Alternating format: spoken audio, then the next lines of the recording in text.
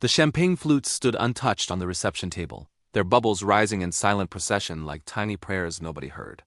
Victoria's white dress imported silk from Milan, $23,000, non-refundable, pooled around her ankles in the corridor outside the ballroom, its hem already graying from the hotel carpet's ancient dust. Her left hand trembled against the wallpaper, the platinum band on her fourth finger catching the overhead light at irregular intervals. Behind the closed ballroom doors, 347 guests waited in various states of confusion, their phones already out, documenting what would become the most shared wedding disaster of the year. The groom's champagne glass had left a ring on the contract table, right beside the marriage certificate that bore both their signatures in permanent ink, dated and time-stamped 17 minutes before he walked away. But what if the signature wasn't the ending? What if it was a beginning nobody saw coming? Had she married a man, or had she married a ghost? Chapter 1. The moment before everything collapsed, Victoria had felt it in her fingertips when she signed, a coldness that traveled up her arm like winter entering her bloodstream. The Peninsula Hotel's grand ballroom sparkled with 10,000 fairy lights strung across the vaulted ceiling, each one installed by hand over 3 days by a team of lighting technicians from Prague. The flower arrangements alone had cost $42,000, peonies flown in from Holland, roses from Ecuador, orchids from Thailand, assembled into cascading centerpieces that seemed to defy gravity. Every chair bore a custom cushion embroidered with their initials V and D, intertwined in gold thread that caught the chandelier light. The cake stood 7 tiers high, each layer a different flavor, topped with a sugar sculpture of the Manhattan skyline that had taken the pastry chef 16 hours to complete. Damien Rothwell stood at the altar in a tuxedo tailored on Savile Row, his dark hair combed back, his jawline sharp enough to cut glass. At 38, he commanded attention without effort, the kind of man who made boardrooms go silent when he entered. His company, Rothwell Industries, held patents on 17 different renewable energy technologies, employed 8,000 people across 6 continents, and was valued at $4.2 billion, according to the last quarterly report. Victoria had met him at a fundraiser 14 months ago. She'd been representing her architecture firm, presenting designs for a community center in the Bronx. He'd approached her during cocktail hour, asked 3 questions about load-bearing structures, and invited her to dinner. Within 6 months, they were inseparable. Within a year, he'd proposed on the rooftop of her own building, the one she'd designed, the one that had won her the Pritzker Prize nomination at age 32. "Do you, Victoria Ann Morrison, take this man?" She'd said yes. She'd meant it. She'd signed the papers right there, witnessed by the efficient and Damien's attorney, who'd appeared from somewhere in the crowd with a leather portfolio that smelled like old money and older secrets. But then Damien's phone had buzzed. It was the 4th time in 20 minutes. He'd ignored the first 3, his jaw tightening incrementally with each interruption. But this time he'd looked at the screen and something in his expression had shifted. Not anger, not surprise. Something older than both, something that looked almost like recognition of a debt coming due. "I need a moment," he'd said to the efficient, his voice steady but strange. He'd walked toward the ballroom entrance, phone pressed to his ear. Victoria had watched him go, her bouquet of white roses and lily of the valley suddenly heavy in her hands. The guests had begun whispering, 347 people generating a sound like wind through a forest, growing louder with each passing second. Then the ballroom doors had opened. A woman stood in the doorway. She wore a red dress, not wedding appropriate red, but emergency red, stop sign red, blood in snow red. Her dark hair fell in waves past her shoulders, and her eyes found Damien with the precision of a heat-seeking missile. She was beautiful in that particular way that made other women check their reflections, made men forget their own names. Elena Castellanos. Victoria knew the name from Damien's past, from stories he'd told in bed during their first month together, when people still trade secrets like currency. His college girlfriend, the one who'd gotten away, the one who left him for a medical residency in Barcelona 7 years ago and hadn't looked back. Until now. Elena walked into the ballroom like she owned it, her heels clicking against the marble floor in a rhythm that sounded like a countdown. She stopped 5 feet from Damien, said something Victoria couldn't hear from the altar, and held out her hand. Not for a handshake, for him to take it. The ballroom had gone completely silent. 347 people holding their collective breath. Damien had looked back at Victoria. Just once. His eyes held something that might have been an apology, or might have been relief, or might have been both things at once, impossible to separate. Then he'd taken Elena's hand. The scale of these moments, according to the American Psychological Association, the average person makes approximately 35,000 remotely conscious decisions per day. In moments of crisis, the human brain can process information at speeds up to 120 meters per second through its fastest neural pathways. The fight-or-flight response activates the amygdala within 200 milliseconds of perceiving a threat, and it takes on average 3 to 7 seconds for a human being to completely recalibrate their understanding of reality when presented with contradictory information. The exact amount of time Victoria stood frozen at the altar watching her husband walk away. They'd left together, just like that, no explanation, no hesitation. Damien Rothwell, billionaire, had abandoned his own wedding with 347 witnesses and walked out of the Peninsula hotel with the woman he supposedly stopped loving 7 years ago. Victoria had stood at the altar for another 30 seconds. She'd counted them, each one distinct and sharp, before her sister Rachel had rushed up from the front row, taking her arm, whispering something about getting her out of there, away from the cameras, away from the guests, who were now standing mouths open, phones recording everything. But Victoria had pulled away from Rachel's grip. She'd walked, not run, walked to the contract table where the marriage certificate still lay, their signatures drying in the June air. She'd picked it up, studied it in the light. Legal, binding, signed by both parties, witnessed, dated, time-stamped. They were married. He'd left her. But they were married. The lawyer who'd witnessed the signing, Damien's corporate attorney, a man named Theodore Vance with silver hair and eyes like a shark, had appeared beside her. Mrs. Rothwell, he'd said, and the name had sounded like a lie and a truth at the same time. I think we should talk. Chapter 2. When the lawyers arrive, the truth gets expensive. Victoria had let Theodore Vance lead her to a private room off the ballroom, some kind of hotel office with cream-colored walls and furniture that cost more than most people's cars.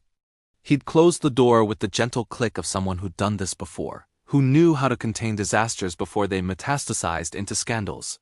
He gestured to a leather chair. She'd remained standing, the marriage certificate still in her hand, her wedding dress making sounds like whispered accusations every time she moved. What just happened? Her voice came out steadier than she'd expected, which somehow made it worse. Theodore had opened his briefcase, Italian leather, probably older than Victoria herself, and withdrawn a folder. Mrs. Rothwell, don't call me that. Legally, that's your name now. The marriage is valid. The certificate is filed. In the eyes of the law, you are Damien Rothwell's wife. He'd paused, studying her face with the clinical precision of someone evaluating damage. Which is why we need to discuss the prenuptial agreement. There was no prenuptial agreement. Victoria had gone through the entire wedding planning process, 11 months of vendors and guest lists and seating charts, and nobody had mentioned a prenup. Damien had actually brought it up once, over breakfast at her apartment, and she told him she didn't care about his money. He'd smiled, kissed her forehead, and never mentioned it again. Theodore had slid a document across the desk. This was signed 3 months ago. Victoria had picked it up. Her signature sat at the bottom of page 47, right beside Damien's, both notarized, both dated March 5th, 10th. 3 months ago. She'd been in Tokyo that week, presenting at an international architecture conference. She'd never seen this document before in her life. This is impossible. She'd flipped through the page's dense legal language. Clauses about asset division, termination conditions, survivorship rights. I didn't sign this. I was in Japan in March. I couldn't have. The notary seal is valid. The signature matches your handwriting. The date is correct. Theodore's voice had carried no emotion, just facts delivered like small stones dropped into still water. According to this agreement, in the event of separation within the first year of marriage, you waive all rights to community property, spousal support, or any portion of Mr. Rothwell's assets. The room had tilted slightly. Victoria had gripped the edge of the desk. You get nothing, Theodore had continued, except your own assets, which remain separate. Your architecture firm, your savings, your apartment, all untouched. But nothing from the marriage itself. No alimony, no settlement. The prenup is ironclad. The prenuptial economy. According to the American Academy of Matrimonial Lawyers, 62% of divorce attorneys reported an increase in prenuptial agreements between 2013 and 2023. The average cost of a comprehensive prenup ranges from $2,500 to $10,000, though high net worth individuals often spend $50,000 or more. In cases involving assets over $100 million, prenups can include clauses spanning hundreds of pages and take 6 months to negotiate. The legal weight of a properly executed prenuptial agreement has been upheld in approximately 95% of contested divorces in New York State since 2010. Victoria had looked up from the document. He planned this. I'm not authorized to speculate on Mr. Rothwell's intentions. 3 months ago, he had this drawn up. 3 months ago, he knew. Her voice had started to shake now, cracks appearing in the steady surface. He knew Elena was coming back. He knew he was going to leave me at the altar. And he made sure I signed away any claim to his fortune, before I even knew what was happening. Theodore had said nothing. His silence was answer enough. Except he made a mistake, Victoria had said, her fingers tightening on the marriage certificate. We're still married. The prenup says I get nothing in a separation, but we haven't separated yet, not legally. He left the wedding, but he signed the papers. We're husband and wife. For the first time, Theodore Vance had looked uncomfortable. Miss Morrison, I would advise you to consult your own attorney before taking any action. The situation is complex. Complex, Victoria had laughed, and it had come out sharp enough to cut. That's one word for it. She'd walked out of the office, still holding the certificate, and found the ballroom empty. The guests had dispersed, fled, really taking their shock and their camera phones and their gossip to whatever corner of the internet would have them. The fairy lights still glowed above empty tables. The cake stood untouched, its sugar skyline casting tiny shadows. Rachel had been waiting in the corridor, still in her maid-of-honor dress, mascara tracked down her cheeks. Vic! Oh my God, Vic, are you… I'm fine. Victoria had kept walking toward the hotel exit, toward the street, toward whatever came next. I'm married. That's what I am. Legally, officially, irrevocably married to a man who just left me for his ex-girlfriend in front of everyone we know. What are you going to do? Victoria had stopped at the hotel entrance, looking out at the Manhattan evening car horns and streetlights and the vast indifference of 8 million people who had no idea her life had just detonated. I'm going to do exactly what he doesn't expect, she'd said. I'm going to stay his wife. Chapter 3. The contract becomes a weapon. Victoria's apartment overlooked the Hudson River from the 23rd floor, all glass and steel and clean lines she'd designed herself. She'd arrived home at 9:47 p.m., still in her wedding dress, and found 17 missed calls on her phone. 3 from Rachel, 5 from her mother, 9 from numbers she didn't recognize, probably journalists, probably already building the story. Billionaire abandons bride at altar for lost love. She'd ignored them all. Instead, she de-called the one person who'd understand the legal battlefield she was about to walk onto, her law school roommate, Natasha Price, who'd graduated top of their class and now ran her own practice specializing in high-conflict divorce litigation. Natasha had arrived within an hour, still in jeans and a Columbia Law sweatshirt, carrying a briefcase and a bottle of scotch. Jesus Christ, Victoria. She'd hugged her tightly, then stepped back to look at the wedding dress. You're still wearing it. It cost $23,000. Seems wasteful to take it off after 3 hours. Victoria had tried to smile. It hadn't worked. They'd sat at Victoria's dining table, the one made from reclaimed industrial beams, the one that had been featured in Architectural Digest, and spread out the documents. The marriage certificate, the prenuptial agreement, Theodore Vance's business card. Natasha had read through everything twice, her expression growing darker with each page. This is sophisticated. Very sophisticated. The prenup was designed to trap you. How is a prenup a trap? I thought they were supposed to protect both parties. Protect, yes. But this one, Natasha had tapped the document. This one has a clause I've only seen twice before, both times in cases involving extremely wealthy men who wanted an escape hatch. Look at page 34, section 12. Subsection D. Victoria had found it, a dense paragraph of legal language that basically stated that any challenge to the prenup's validity would result in immediate forfeiture of all claims, plus financial penalties. It's a poison pill, Natasha had explained. If you try to fight it, you lose automatically. The only way to challenge it is to not challenge it at all, to find another angle of attack entirely. What other angle? Natasha had leaned back, studying the ceiling like it held answers.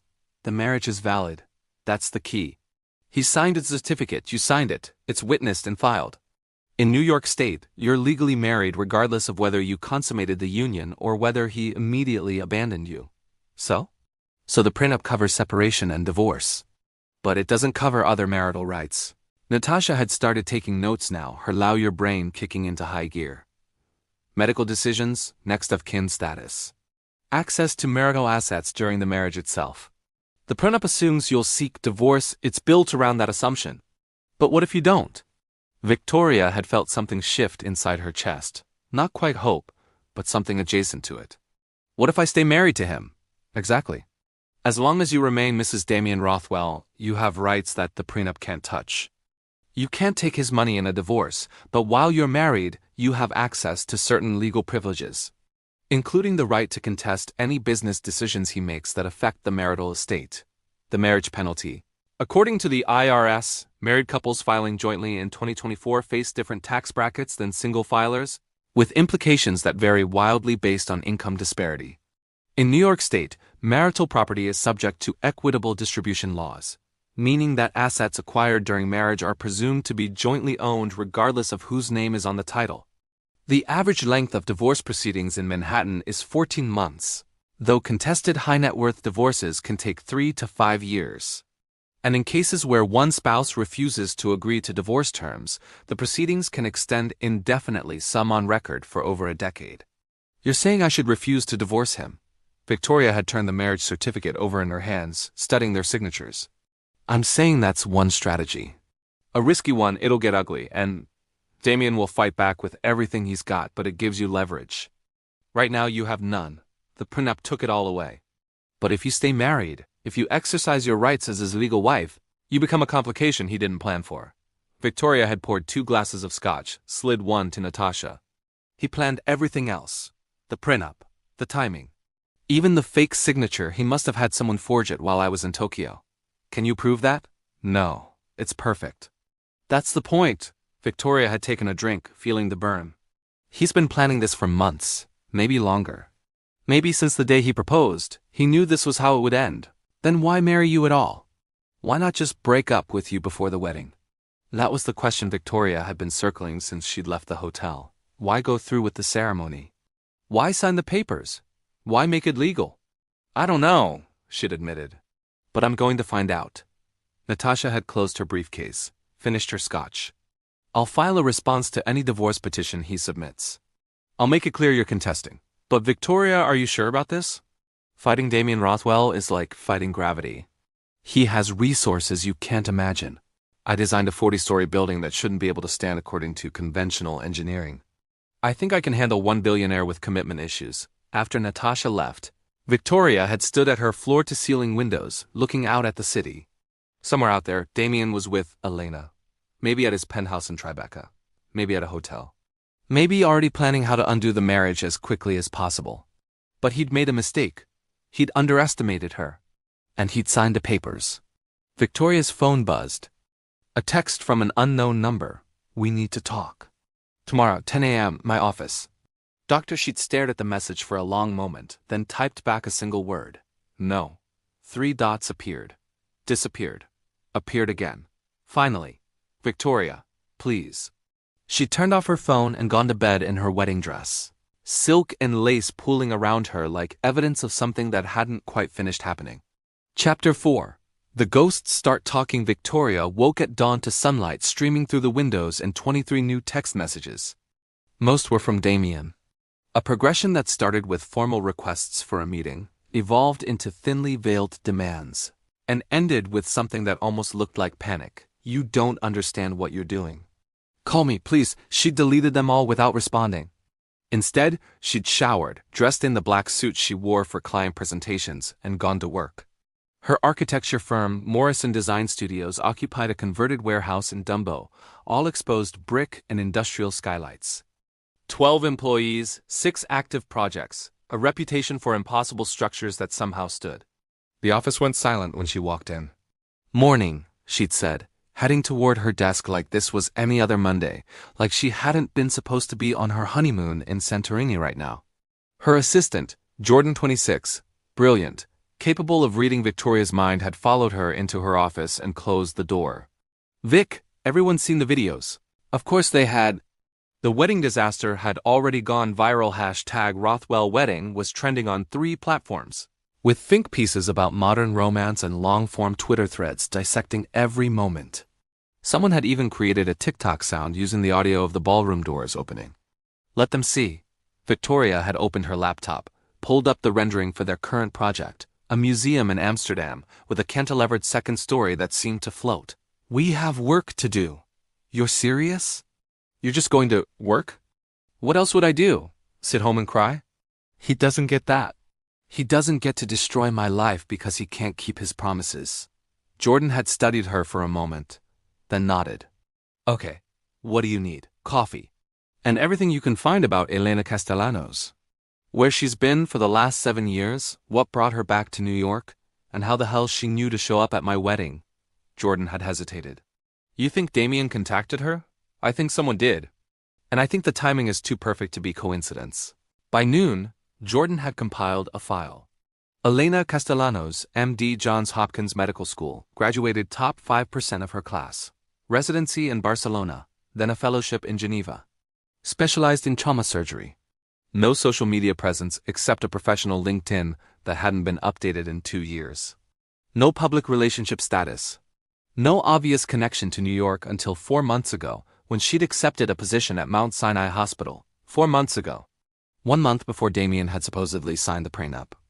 Something's wrong with this timeline, Victoria had said, studying the dates.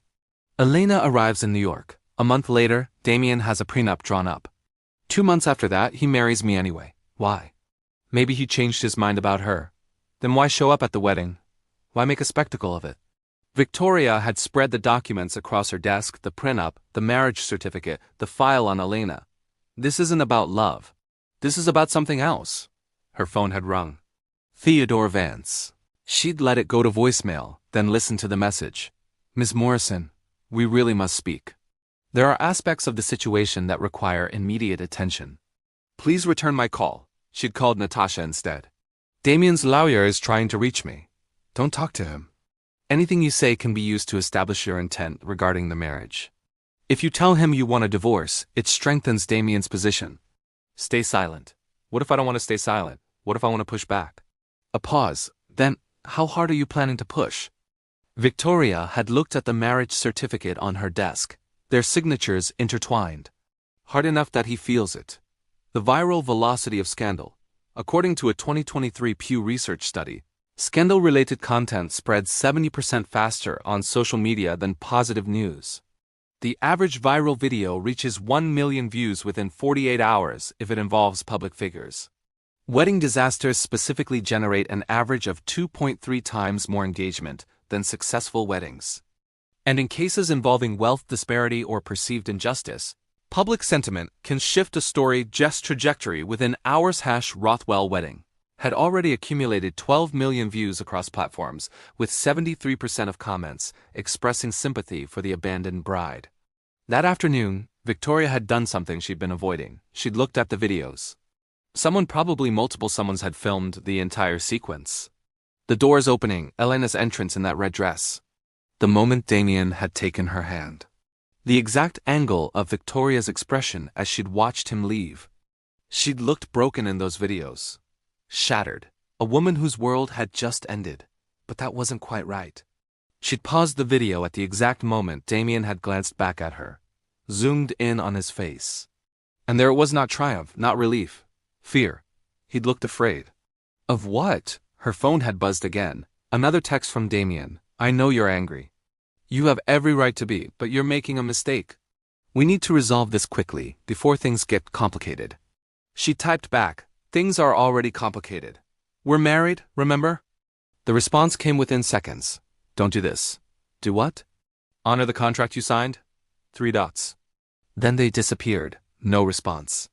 Victoria had smiled for the first time since the wedding. She'd found the pressure point. That evening, she'd gone to the one place she knew Damien would be. Cirrus, the rooftop bar in Tribeca where they'd had their first date. She'd arrived at 7 p.m., still in her black suit, and found him at their usual table, the corner spot with the view of the Brooklyn Bridge. Elena was with him. They'd looked up when Victoria approached, and for a moment, Nobody moved. The bar continued around them, conversations, laughter, the clink of glasses, but their table existed in its own pocket of frozen time. Victoria. Damien stood, his expression carefully neutral. I didn't expect me to leave the house? Didn't expect me to show my face in public? What exactly didn't you expect, husband? The word landed like a slap. Elena's eyes narrowed. Damien's jaw tightened. We need to talk, he said. Privately. No, we're done talking privately. You made sure of that when you left me at the altar in front of 347 people. Victoria had pulled out a chair, sat down across from them. So let's talk right here. All three of us. I'm dying to hear how this happened. Did you call her, or did she call you? Elena had spoken for the first time, her voice carrying a faint Spanish accent. I called him. 4 months ago? A flicker of surprise. How did you— I'm an architect. I'm good with structures, with foundations, with understanding how things are built. Victoria had leaned forward. So tell me, what exactly are you two building? Because from where I'm sitting, it looks like a demolition. Damien had reached across the table, not quite touching Victoria's hand. I know you're hurt. I know I handled this terribly. But you have to understand, Elena and we never stopped loving each other. Is that the story? Star-crossed lovers, reunited after 7 years of separation? Victoria had pulled her hand away. That's very romantic. It's also very convenient, especially the timing. What's that supposed to mean? It means I did some research. Elena accepted her position at Mount Sinai 4 months ago. 1 month later, you had a prenup drawn up. 2 months after that, you married me anyway, knowing full well you were going to leave. So here's my question. Why marry me at all? What's the point of signing papers you plan to void immediately? Silence. The bar noise seemed very loud suddenly.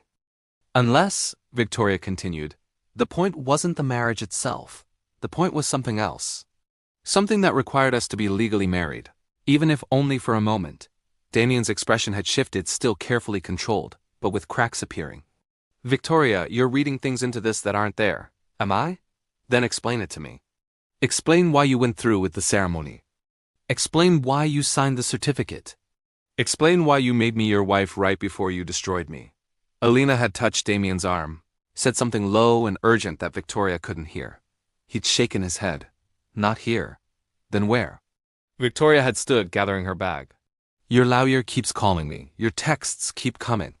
Everyone wants me to make this easy, to sign whatever papers will make you not married anymore. But here's the thing, I'm not going to. We're married, Damien. You made sure of that. And until you tell me the truth about why, we're staying married.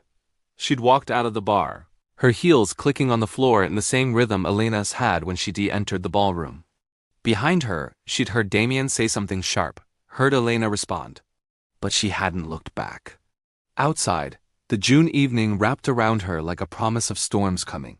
Her phone buzzed. A text from Rachel. Mom's freaking out. The family group chat is insane. What are you doing? Victoria had typed back, starting a war against the billionaire, against the liar. She'd walked toward the subway, toward her apartment, toward whatever came next. And for the first time since the wedding, she'd felt something other than shock. She'd felt dangerous. Chapter 5. When the money starts moving, follow the trail. The next morning, Victoria received a formal letter from Theodore Vance's firm, delivered by courier to her apartment at 8 a.m.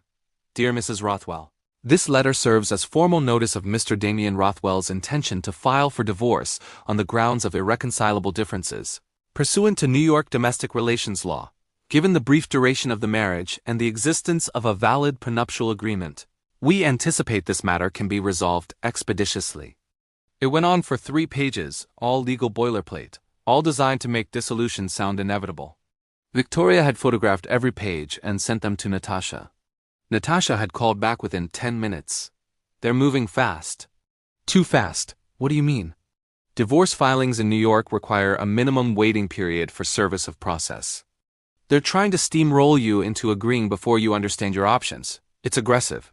It's also sloppy. They're scared of something. Scared of what? That's what we need to find out. Natasha's voice had carried the edge of someone who just spotted blood in the water. I'm going to file a response that contests the grounds and requests full financial disclosure. If they want a divorce, they're going to have to show us everything. Everything? Every account. Every asset. Every transaction for the last year. If Damien's hiding something, and I think he is, we're going to find it. Victoria had hung up and pulled out her laptop. She'd spent the morning doing what she did best, analyzing structures, not buildings this time, but money trails. Rothwell Industries was publicly traded, which meant quarterly reports were available. She'd downloaded the last 4 and started cross-referencing dates. 4 months ago, right when Elena had arrived in New York, there'd been a significant restructuring of the company's board of directors. 3 new members had joined, including one name Victoria recognized, Dr. Elena Castellanos, Elena's mother. She dug deeper. Elena Castellanos was a renowned neurosurgeon, director of medical research at a hospital in Barcelona, and according to LinkedIn had just joined Rothwell Industries' medical technology division as chief scientific advisor. The same month, Elena had returned to New York. Victoria had felt her pulse quicken. This wasn't about romance. This was about business. The merger of love and capital, according to Harvard Business Review. Approximately 35% of major corporate mergers are facilitated through pre-existing personal relationships between key stakeholders. Family connections account for an estimated $2.4 trillion in global business transactions annually. In the medical technology sector specifically, partnerships between pharmaceutical companies and research institutions increased by 42% between 2020 and 2024. And in cases where romantic relationships intersect with business dealings, the legal complexity multiplies exponentially. 40% of high-net-worth divorces involve disputes over business valuations that were affected by personal relationships. She'd called Jordan. I need you to find everything you can about Rothwell Industries' medical technology division. What they're developing, who they're partnering with, and how Elena Castellanos' mother fits into the picture. You think the wedding was about a business deal? I think the wedding was cover for a business deal. And I think Damien needed me married to him for some reason connected to that deal. Victoria had started pacing her apartment, the view of the Hudson doing nothing to calm her thoughts. Find out what happened the day after the wedding. Any announcements, any press releases, any changes in the company. Jordan had called back 2 hours later, breathless. Holy shit, Vic, you were right. What did you find? The day after your wedding, literally the next morning, Rothwell Industries announced a merger with Neurogenesis, a Barcelona-based medical research firm, valued at $800 million. Elena Castellanos is the founder and CEO of Neurogenesis. Victoria had sat down on her couch, the pieces assembling themselves. Let me guess, the merger required certain governance structures to be in place. Board approval. Shareholder votes. Yeah, but there's more. The merger agreement included a clause about management stability. Any major personal changes in Damien's life, like a divorce, would have triggered a review period that could have delayed the deal by months. But a marriage? A marriage signals stability, commitment. So he married me to make the merger go through faster. It looks that way. And here's the kicker. Elena's mother stands to make $200 million from this deal if it closes by the end of the quarter, which is next week. Victoria had closed her eyes, feeling the full architecture of the betrayal reveal itself. Damien hadn't just left her for his ex-girlfriend. He'd used her as a prop in a corporate transaction worth nearly $1 billion. The marriage had never been about love. It had been about timing. She'd opened her laptop and started drafting an email to Natasha, outlining everything Jordan had found. But before she could hit send, her doorbell rang. She'd opened it to find Elena Castellanos standing in the hallway, still beautiful, still wearing that particular expression of someone who'd never had to apologize for taking what she wanted. May I come in? Elena had asked. Victoria had stepped aside, let her enter, and closed the door. They'd stood in the living room, Victoria's space, Victoria's design, and for a long,